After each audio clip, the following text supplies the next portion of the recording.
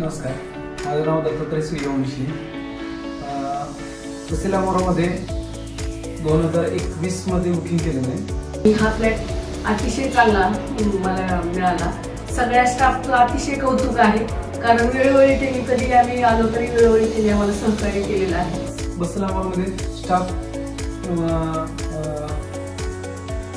Builder किंवा सगळे जे सगळं एकदम मस्त आणि फ्लॅटची क्वालिटी एक नंबर आहे. भरपूर सूर्यप्रकाश आहे, हवा खेळते आहे.